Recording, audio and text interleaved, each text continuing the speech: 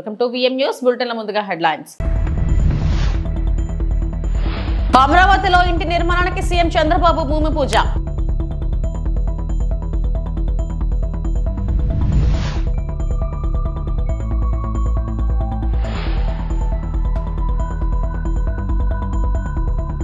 అరాచకాలు సృష్టించేందుకే జగన్ కుట్రలు, మంత్రి అనిత.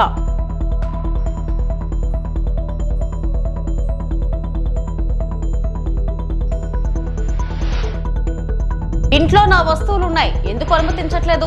సినీ నటుడు మంచు మనోజ్.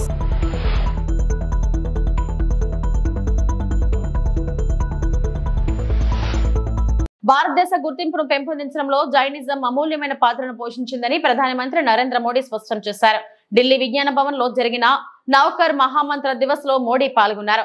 సభికులతో కలిసి నౌకర్ మహామంత్రాన్ని ప్రధాని మోడీ పఠించారు. కొన్నేళ్ల క్రితం బెంగళూరులో ఇలాంటి సామూహిక కీర్తనను చూసినట్లు చెప్పిన ఆయన ఇప్పటికే అదే అనుభూతిని పొందుతున్నట్లు వివరించారు. నౌకర్ మంత్రం కేవలం ఒక మంత్రం మాత్రమే కాదని విశ్వాసానికి కేంద్రమని పేర్కొన్నారు. ఈ విస్తారమైన జ్ఞానాన్ని పరిరక్షించడం జాతీయ బాధ్యత అని పేర్కొన్నారు. ఈ వారసత్వాన్ని కాపాడటానికి తాము ప్రాకృత పౌలి భాషలకు శాస్త్రీయ భాషా హోదాను ఇచ్చామని గుర్తు చేశారు.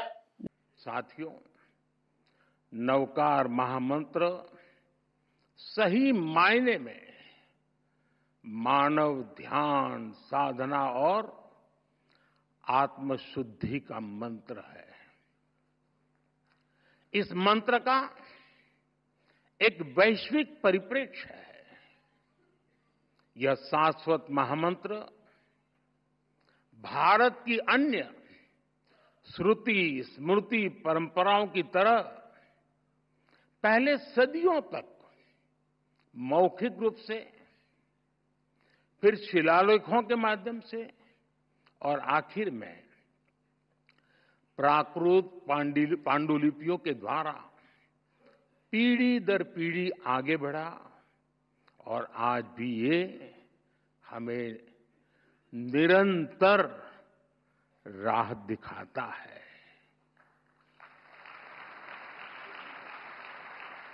नवकार महामंत्र पंच परमेष्ठी की वंदना के साथ ही सम्यक ज्ञान है, सम्यक दर्शन है, सम्यक चरित्र है और सबसे ऊपर मोक्ष की ओर ले जाने वाला मार्ग है।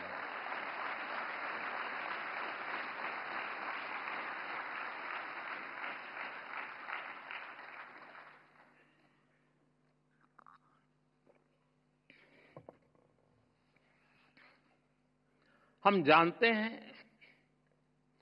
जीवन के 9 तत्व हैं। जीवन को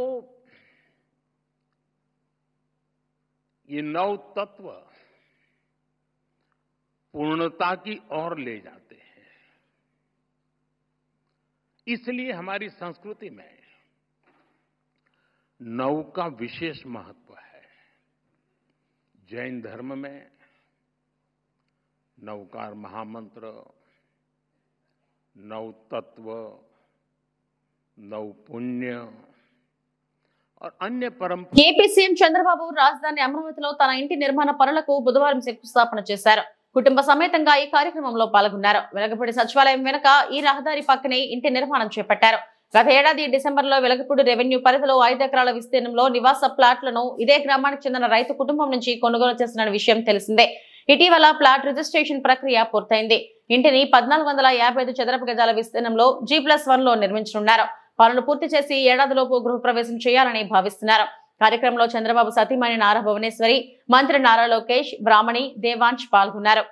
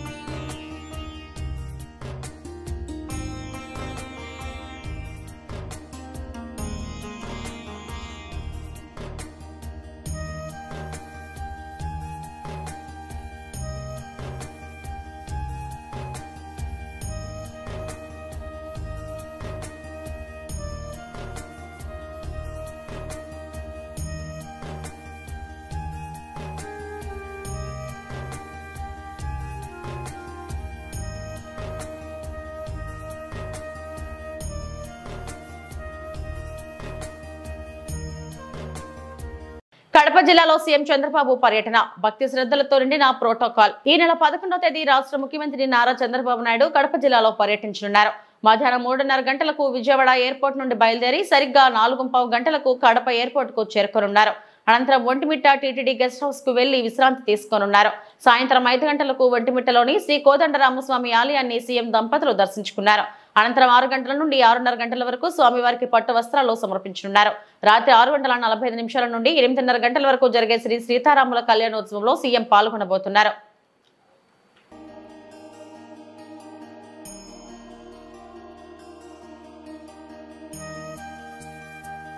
రాప్తాడు పర్యటనలో కావాలనే గొడవలు సృష్టించి ఘర్షణలు జరిగేలా చేసేందుకు మాజీ సీఎం జగన్ పక్కా ప్రణాళికలతో వ్యవహరించారని హోంమంత్రి వంగలపూడి అనిత అన్నారు. జగన్ పర్యటనకు 2 రోజుల ముందు నుంచే ఇలాంటి కుట్రలకు తెరలేపారని ఆమె ఆరోపించారు. గొడవలు జరిగే అవకాశం ఉందనే నిఘా వర్గాల సమాచారంతోనే 1100 మంది పోలీసుల్ని మోహరించామన్నారు.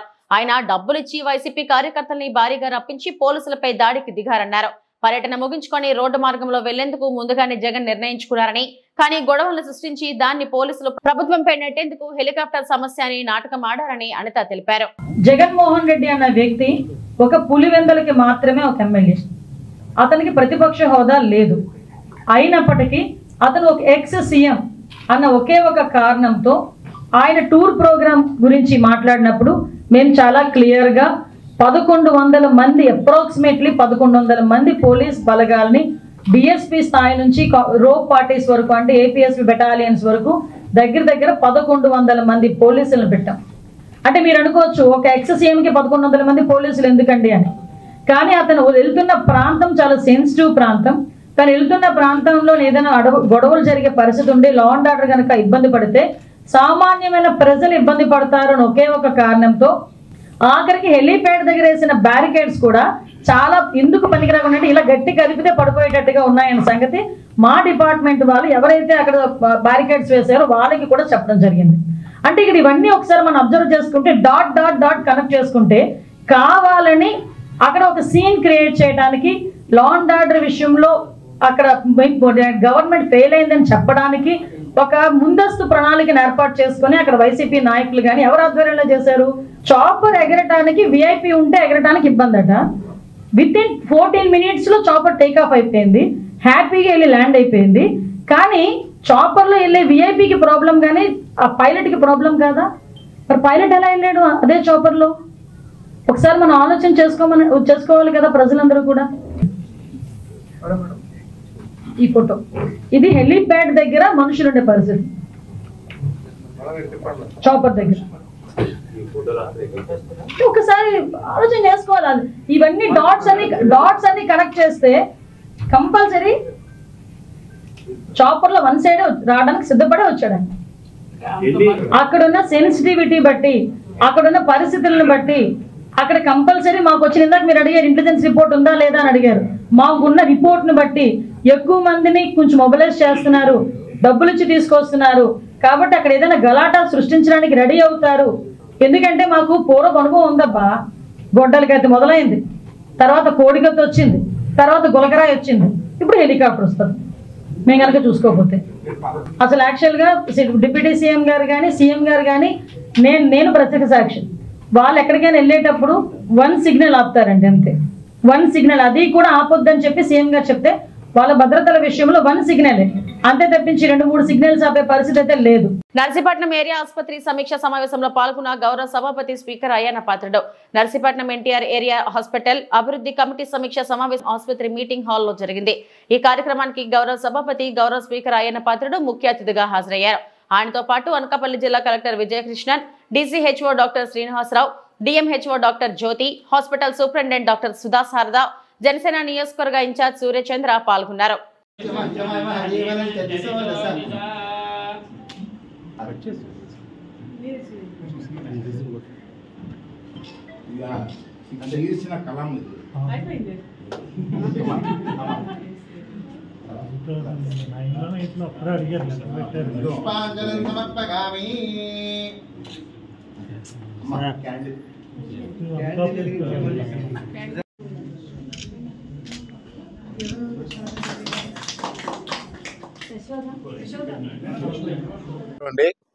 మరి ఈరోజు కలెక్టర్ గారు కూడా వచ్చారు. వారికి మెడికల్ సైడ్ వచ్చినటువంటి ఆఫీసర్లందరికీ నా నమస్కారం తెలుస్తూ ప్రెస్ వారికి నమస్కారం. నర్సీపట్నం హాస్పిటల్ గురించి నేను ప్రత్యేకంగా మీకు చెప్పనవసరం లేదు, మీ అందరికి తెలిసిందే. నేను ఎమ్మెల్యే అవ్వకముందు ఫస్ట్ టైం 83 ముందు మేడం ఇక్కడ చిన్న పెంకుటిల్లు అంటారు కదా, దాన్ని ఏమంటారు ఇంగ్లీష్లో, పెంకుటి చిన్న పెంకుటి టైల్ హౌస్ ఉండేది ఇక్కడ. దాంట్లో 8 బెడ్ 9 బెడ్ హాస్పిటల్ అప్పుడు నేను ఫస్ట్ టైం ఎమ్మెల్యే అయ్యేటోటికి చూసి దీన్ని డెవలప్ సైట్ ఉంది, బాగానే ఉంది, హాస్పిటల్ అనుకున్నా. మరి ఎన్టీ రామారావు గారు ముఖ్యమంత్రి అయ్యారు ఫస్ట్ 83లో, అందరికి తెలిసిన విషయమే. అప్పుడు యంగెస్ట్ ఎమ్మెల్యే నేను ఆంధ్రాలో. అతను ఎందుకు యంగెస్ట్ ఎమ్మెల్యే ఎవరంటే పలానా అయ్యన్న పత్రిక అంటే పిలమన్నారు. పిలవమంటే అప్పుడు వెళ్ళాను నేను. వెళ్తే చూసి నీ వయసు ఎంత అంటే 25 years అన్నాను. ఎవరు యంగెస్ట్ ఎమ్మెల్యే స్టేట్ అన్నాడు, భుజం తట్టేలాగా.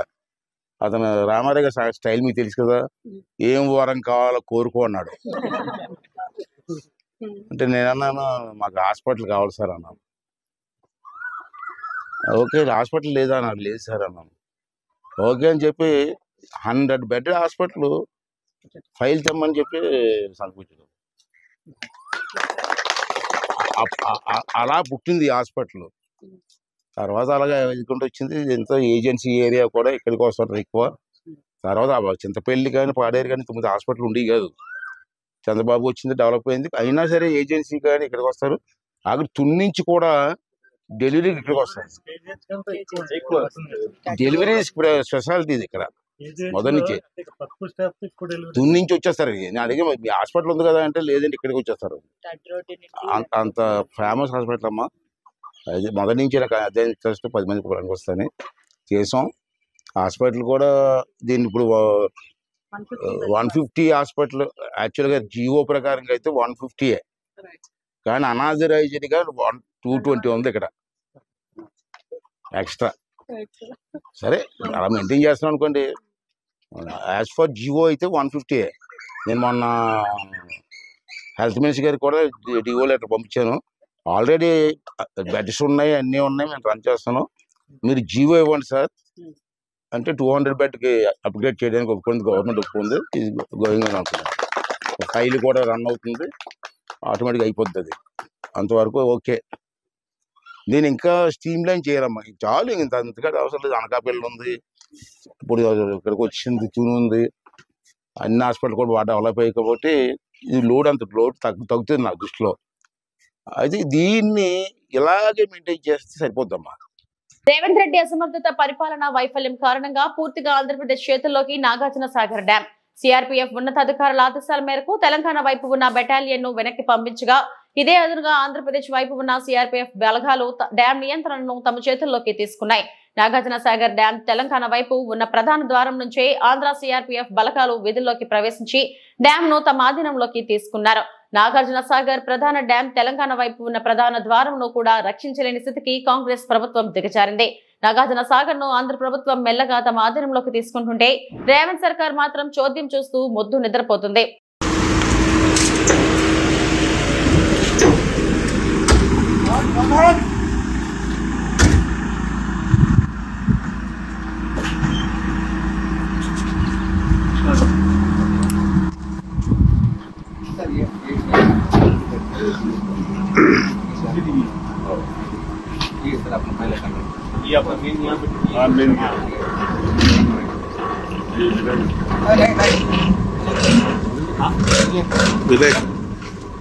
पेपर वाला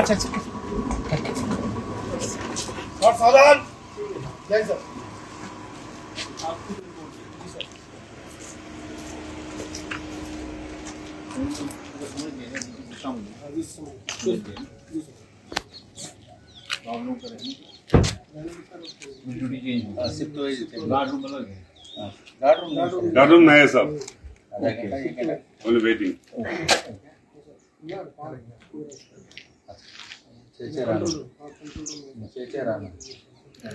मेन गेट है ये वाला स्टेज आप बता रहे हो 3 किलोमीटर। सर इधर लास्ट यहाँ से जो हाँ 2.99 तभी वहाँ पर लगता है ये नहीं इधर से लेकर गेट तक 3 किलोमीटर आउटर में 2.9 अंते 2.9 కుటుంబ వివాదంతో నటుడు మోహన్ బాబు కుటుంబం తాజాగా మరోసారి వార్తల్లో నిలిచింది. తన కారు పోయిందని మంగళవారం పోలీసులకు ఫిర్యాదు చేసిన మనోజ్ బుధవారం ఉదయం జల్పల్లిలోని మోహన్ బాబు నివాసం వద్దకు చేరుకున్నారు.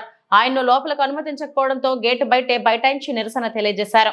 అనంతరం మీడియాతో మాట్లాడారు. ఇంట్లో తనకు సంబంధించిన వస్తువులు, పెంపుడు జంతువులు ఉన్నాయని వాటిని తీసుకెళ్దామంటే లోనికి వెళ్లనివ్వట్లేదని మనోజ్ తెలిపారు. ఈ క్రమంలో ఆయన పోలీసులపై ఆరోపణలు చేశారు. మోహన్ బాబు గారు చెప్పాలి అంటున్నారు. సార్ ఇది ఎక్కడ నేను సార్ ఇంటి లోపల మా నాన్న లేరు, ఎవరు లేరు, మా పెట్స్ ఉన్నాయి, 25 మంది రౌడీ షీటర్లు ఉన్నారు. నేను డ్రోన్ పంపిస్తాను సార్ చూడండి సార్ అంటే పంపించద్దు, నేను చూడకూడదు. పోనీ నేను ఇక్కడ ఉంటాను సార్, మీరు లోపలికి వెళ్ళిన పెట్స్ నేను కుక్క పిల్లలన్నీ ఇచ్చేయండి సార్, తీసుకెళ్లిపోతాను. 3 ఉన్నాయి సార్, వాళ్ళు నీళ్లు పెడుతున్నారు, ఏం పెడుతున్నారు, ఎండాకాలం చూసుకుంటారు సార్, పిల్లల్లా పెంచుకుంటాం వాటిని. మేము నా కాదు మీరు వెళ్ళి తండ్రి సరే దండం పెట్టుకున్నారు, కాలు పట్టుకుంటాను సార్ అని. కళ్ళల్లో నీళ్ళు వచ్చేసింది, ఆ పెట్స్ వచ్చేసి గేట్లు సందుల్లో మీకు ఏదో చీటింగ్ జరిగింది అక్కడ, we want to prove it. నేను ఆర్గ్యుమెంట్ జరిగింది, వి ప్రూవ్డ్ ఇట్ రైట్. కోర్టులో అక్కడ ఎవరో వీళ్ళు తప్పుదారి పెట్టి కోర్టుకి చెప్పారు, జడ్జి గారు చెప్పి కోర్టును చీట్ చేస్తారని తిట్టి అవతల వాళ్ళని కూడా ఈయన మీద వేసిన ఆర్డర్ నేను వెకేట్ చేస్తున్నానని తీసేశారు. సో ఒరిజినల్ హైకోర్టు ఆర్డర్లో ఇప్పుడు నేను ఇక్కడికి వచ్చాను. మా ఇంట్లో ఎవరు లేరు, మొత్తం anti social elements, rowdy sheeters, police లాఠీలు పెట్టుకొని ఈ అమ్మ ఫోటోలు తీసింది. ఈ అమ్మాయిని ఆపేస్తే మీరు ఎవరు రాలేదు, అమ్మ నా బెండెక్కమ్మ అని చెప్పి ఎక్కించుకుని తీసుకెళ్లాను. ఈ తల్లిని తీసుకెళ్లిన తర్వాత తల్లి వీడియోలు తీస్తుంది. సిఐ వచ్చారు, సిఐ వచ్చేసి పాప మీద పట్టుకొని తోయడం, సెక్యూరిటీ పోలీస్ అందరూ నేను అడ్డుపడిపోయాను. నా ముందు చేయకండి సార్, నా ముందు చేయకండి అని చెప్పేసి అడ్డుపడిపోయి పెళ్లి ఇంకో టీవీ ఇంకో ఆయన వచ్చి లాగేశారు. అంటే మోహన్ బాబు గారు ఇంటి దగ్గరకు వస్తే ప్రెస్ నేను కొడతారు, పోలీసులు అయినా వచ్చి ప్రెస్ కొట్టేస్తారు. నాకు అర్థం కాలేదు. ఐఎమ్ రియలీ సారీ, నా కోసం వచ్చి నా వల్ల మీకు అదైనందుకు ఐఎమ్ రియలీ సారీ తల్లి. ఒక అన్నగా నేను ఎప్పుడు ఉంటాను, ఐఎమ్ సారీ. బట్ మీరు అంత గట్టిగా పోరాడారు, నిలబడారు, థ్యాంక్ యూ సార్. తప్పు లేనప్పుడు మిమ్మల్ని ఎందుకు సార్ ఆపుతున్నారు అక్కడ రాకుండా? నేను రమ్మంటున్నాను ప్రెస్ని, నేను ఎక్కడికైనా వచ్చి మాట్లాడుతుంటున్నాను, ఎందుకు ప్రెస్ని రానిది? నేను ఒకటే అడిగాను సార్, హైకోర్టు ఆర్డర్ ఇదిగోండి, మీకు కూడా షేర్ చేశాను సార్, మీకు వచ్చేసి ఉంటుంది ఈ పాటికి. హైకోర్టు ఆర్డర్ ఇచ్చాను, లోవర్ కోర్టు చీటింగ్ చేశారు, కమిషనర్ గారు బాండ్, ఈ 3 ఉన్నాయి, ఇవి చల్లవంటారు. పోనీ రాసి ఉందంటే మీరు రాయకూడదు అంటారు, పోనీ ప్రెస్కి చెప్పమంటే మీరు చెప్పమంటారు. సరే ఏ అధికారంతో నా ఇంట్లో మీ ఇంటికి వెళ్ళేదని మీకు ఆర్డర్ కావాలంటాడు, మీరు ఇంటికి వెళ్ళేదని మీరు ఆర్డర్ తీసుకుంటున్నారా సార్ అని? లేదు మీ నాన్న చెప్పాలి మాకు అన్నారు. మార్క్ శంకర్ త్వరగా కోలుకోవాలని జన సైనికులు ఆంజనేయ స్వామికి ప్రత్యేక పూజలు చేశారు. తిరుపతి జిల్లా పిచ్చటూరు మండలం కిలకపూడి ఆంజనేయ స్వామి గుడిలో ఆంధ్రప్రదేశ్ ఉప ముఖ్యమంత్రి పవన్ కళ్యాణ్ చిన్న కుమారుడు మార్క్ శంకర్ త్వరగా కోలుకోవాలని, ఆరోగ్యంగా ఉండాలని పసుపులెట్టి హరిప్రసాద్ మరియు లావణ్య కుమార్ ఆదేశానుసారం పిచ్చటూరు జనసేన మండల నాయకులు ప్రత్యేక పూజలు నిర్వహించారు. ఈ కార్యక్రమంలో సుగంధర్, రాజశేఖర్ పాండ్యన్, కిషోర్, వినీల్ కుమార్, సాయి కుమార్, శ్యామ్ నాగేంద్రం, ఫ్రాంక్లిన్ తదితరులు పాల్గొన్నారు.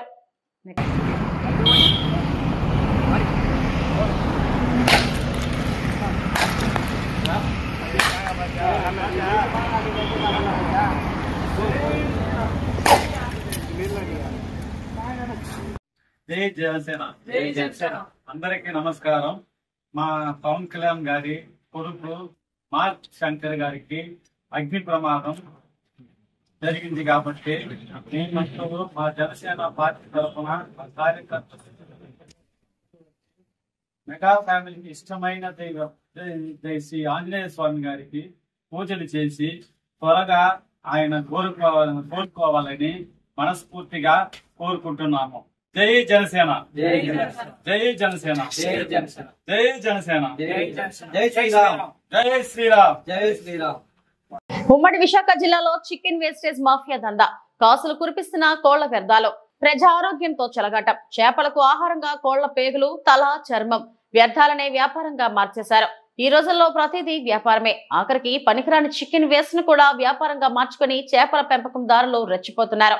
సిపిఎం జిల్లా కార్యదర్శి వర్గ సభ్యులు డి వెంకన్న పేర్కొన్నారు.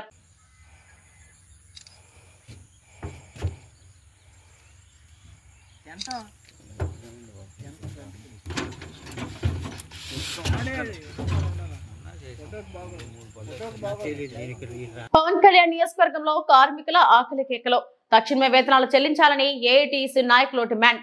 కాకినాడ జిల్లా పిఠాపురం మున్సిపాలిటీ పరిధిలో సులభ కాంప్లెక్స్ లో పనిచేస్తున్న కార్మికులకు 5 నెలలు గడుస్తున్న జీతాలు ఇవ్వకపోవడంతో మంగళవారం మున్సిపల్ కార్యాలయం ఎదురుగా ధర్నా నిర్వహించారు. కార్యక్రమంలో ఏఐటీసీ నాయకులు సాకార్ రామకృష్ణ మీడియాతో మాట్లాడుతూ 5 నెలల పాటు జీతాలు ఇవ్వడంతో కార్మికులు ఆకలి కేకలతో మున్సిపల్ కార్యాలయం ఎదురుగా బైఠాయించడం జరిగిందని, ఇచ్చేది 4,000 రూపాయల జీతం 5 నెలలు తరబడి ఇవ్వకపోవడంతో కార్మికులు ఆవేదన చెందుతున్నారని ఆయన అన్నారు. తక్షణమే జీతాలు చెల్లించకపోతే ఉద్యమం చేపడతామని ఆయన హెచ్చరించారు. కార్యక్రమంలో ముత్తాల లక్ష్మి, దనల నోకమ్మ, రాయవరపు దుర్గా, రాయవరపు శారద, బొత్స మహాలక్ష్మి తదితరులు పాల్గొన్నారు. కార్మికుల జీతాలు, సులభ కాంప్లెక్స్ కార్మికుల జీతాలు, సులభ కాంప్లెక్స్ జీతాలు. ఈరోజు పిఠాపురం మున్సిపాలిటీలో సులభ కాంప్లెక్స్లో పనిచేస్తున్న కార్మికులకి ఇంచుమించుగా 5 నెలల నుంచి జీతం లేక చాలా అవస్థలు ఉన్నారు. అధికారులకి ఎన్నిసార్లు తిరిగినా కూడా పీజీ అంటున్నారు తప్ప ఈ వర్కర్లను పట్టించుకునే పరిస్థితి ఏర్పడతలేదు. ఇచ్చేది 4,000 రూపాయల జీతం, ఇందులో కూడా నెలల తరబడి బిల్లులు చేయకుండా ఇక్కడ వర్కర్లని ఇబ్బంది పెడతా ఉన్నారు. ఎప్పుడంటే వెళ్ళనియండి, ఖాళీ లేదని చెప్తా ఉన్నారు. వీళ్ళు నెల జీతం తీసుకుని కుటుంబాలను పోషించుకుంటా ఉన్నారు. మరి వీళ్ళు కూడా మనుషులే, వీళ్ళు ఆ జీతం వచ్చే కానీ వీళ్ళు కూడా బతకలేని పరిస్థితి కదా. అది అర్థం చేసుకోకుండా అధికారులు నిమ్మక నీరెత్తినట్టు వ్యవహరిస్తూ ఉన్నారు. ఇచ్చేది 4,000 రూపాయలు, గతంలో కూడా పెంచుతామని కౌన్సిల్లో దీన్ని పెట్టడం జరిగింది. ఈ అధికారులు ఇదిగో చేస్తున్నాం అదిగో పెంచుతున్నామని ఇంతవరకు పెంచకపోవడం అనేది చాలా దౌర్భాగ్యం. ఇక్కడ అధికారులు వర్కర్ అంటేనే చిన్న చూపుగానే ఉంది. పై స్థాయి వాళ్ళు బతికే విధంగానే ఉంటున్నారు తప్ప ఇక్కడ వర్కర్ని పట్టించుకునే అధికారి అన్నవాడు కనపడట్లేదు. అందుకని మేము ఏఐటీసీగా కార్మికుల పక్షాన్నే పోరాడతాం కనుక ఇది ఉన్నత అధికారులు గమనించి ఈ పిఠాపురం అధికారుల యొక్క నిర్లక్ష్యాన్ని, వీళ్ళ యొక్క బద్ధకాన్ని ఒకసారి పరిశీలించి ఇక్కడ నెల జీతాలు అందేలాగా సులభ కాంప్లెక్స్ కార్మికులకి జీతాలు పెరిగేలాగా మీరు ఒకసారి ఇక్కడ పర్యటించి వీళ్ళ యొక్క జీతాలు వీళ్ళ యొక్క భవిష్యత్తుని చూడాలని మేము సిపిఐ తరఫున ఏఐటీసీ తరఫున డిమాండ్ చేస్తా ఉన్నాం. ఇవి ఇప్పటివరకు నా బులెటిన్ అప్డేట్స్. నమస్తే.